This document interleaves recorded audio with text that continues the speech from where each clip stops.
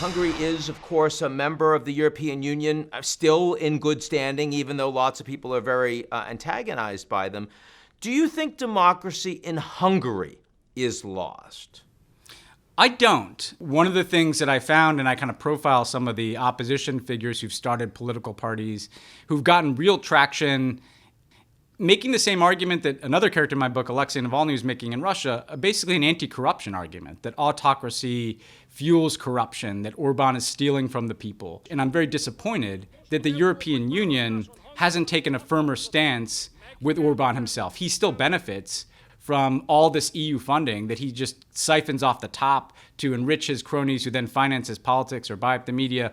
I think that the US, the European Union, has taken this for granted for too long, that democracy was a settled question. And in our own countries, whether it's in the US or within the context of the European Union, more needs to be done to make democracy the first priority. Hong Kong obviously is another place where this has become an existential issue and where I would argue they've lost, right? The Democrats are done for. There's no going back there. First of all, do you agree with that?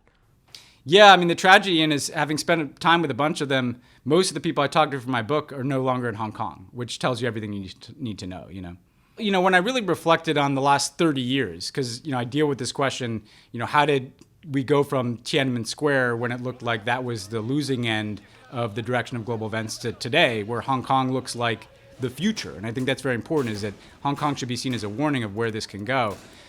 I realized, Ian, there's an uncomfortable truth that at no point in this 30-year period did the American government, American businesses, American entertainment, democracy was never the priority in the Chinese relationship. In the Obama years, in the first term, it was recovering from the global financial crisis, an important thing. In the second term, it was getting to a Paris Agreement, an important thing.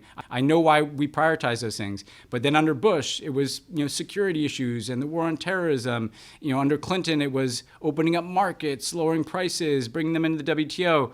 At every stage of the last 30 years, a commercial interest or security interest or geopolitical interest was always above what our interests were on an issue like Hong Kong. And so I don't know that anything could have been done, in the last year or two to forestall the outcome in Hong Kong. But I do think we have to reckon with the reality that for all of our words about democracy over the years, can we really say that we've ever really gone to the mat on human rights and democratic issues with the Chinese Communist Party? I mean, we've gone to the mat over their purchases of American soybeans.